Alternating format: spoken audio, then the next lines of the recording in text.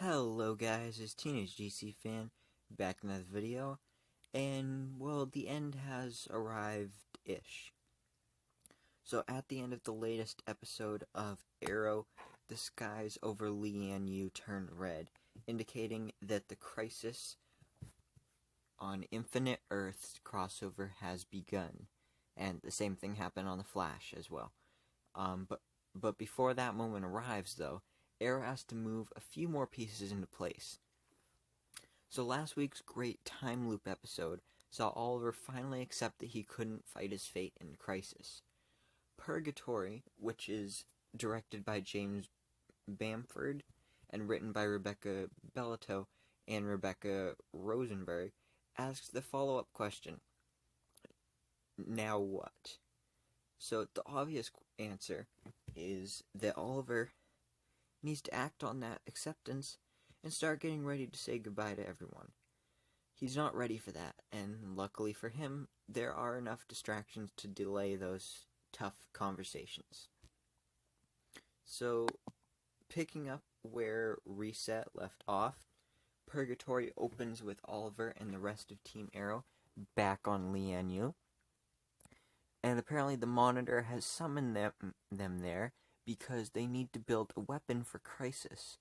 So using the materials they've collected over the season, the dwarf star particles, the plutonium, and Dr. Wong, due to an unexplained surge of energy, we never received more information than that. The island is greener than ever after Adrian Chase blew it up in the Season 5 finale, and everyone who died on the island in Season 1 has been resurrected, including Edward Fires, Foe Deathstroke, and Yao Fei.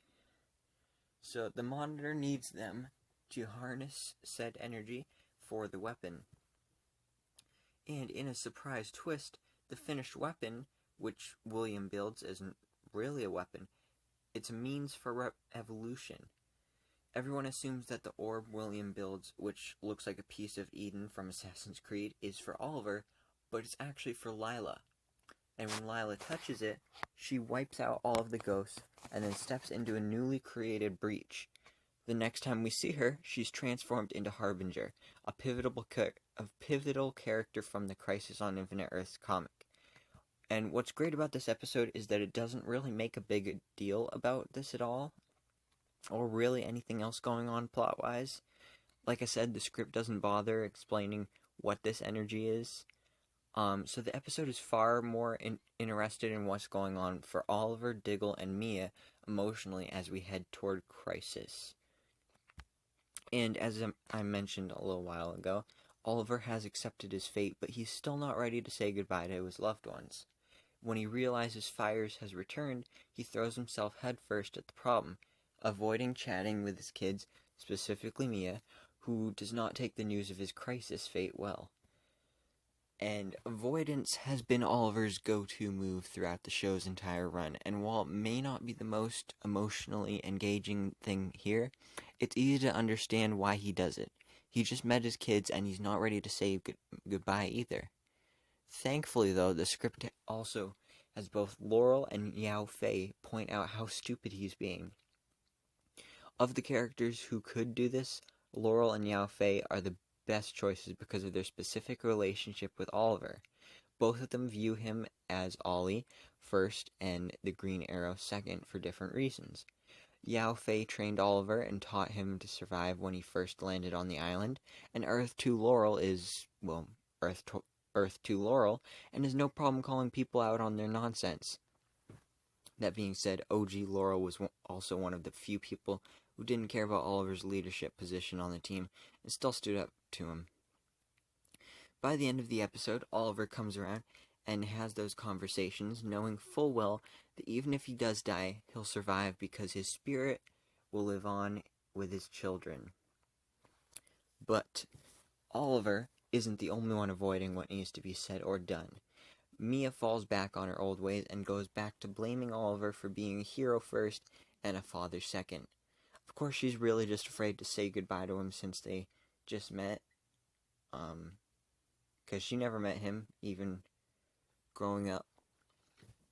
But thankfully, William is there to talk some sense into her, and he brings up the time Felicity had him watch Oliver out in the field in season 6, one of the show's best moments, and how that taught him not to let the fear of Oliver's death stop him from enjoying the time they have with him.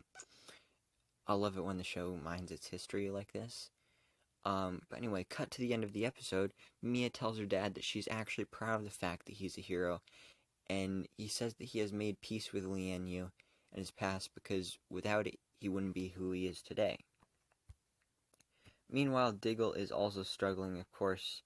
He's mad at that Lila has been lying to him this whole time, but the biggest thing weighing on him is his sense of powerlessness because he feels as though he can't protect the ones he loves.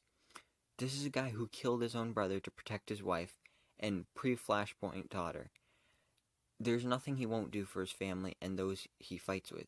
So it makes sense that he's having a hard time accepting the fact that there's nothing that he can do to save Lila and Oliver, both of whom have accepted their fates from Crisis. By the end of the episode, he faces his fear and supports his wife before her transformation into Harbinger, after resisting the Monitor's plan earlier in the episode, and he tells Oliver how he's been feeling. Now, it makes sense for the last episode of Crisis to dig into how Oliver, Mia, and Diggle were feeling about having to say goodbye and what's to come, but it didn't feel as pressing as it should have, and didn't pack the same emotional punch that the recent run of episodes have. Perhaps that's because we still have 3 more episodes left in the season, and, the crossover episodes as well. Yes, the end is near, but it doesn't feel that near. So, that being said, it's impossible not to be moved when you see Oliver share a moment with Renee and Dinah, especially with Diggle. So, a couple of other things I'd like to mention. Like Roy. So, something really big happened for Roy tonight. So, everybody was, like, they were just, at the beginning of the episode, most of them were just on the island. But Renee, Dinah, and Roy had to fly there with a couple more materials that they needed for the weapon. So they weren't already on the island. They had to fly there on their own. So they were flying there, but then they got shot down by fires. So that's not good. So then some of the team goes out to look for them. They find Dinah and Renee. Renee is badly injured. Dinah, she's got a few scrapes, but she's good. So then they go looking for Roy. They find him, and after like 5 minutes of debating what to do, they end up having to amputate his arm. So that's right, Roy got his arm chopped off. And he was willing to make that sacrifice to, save the multiverse.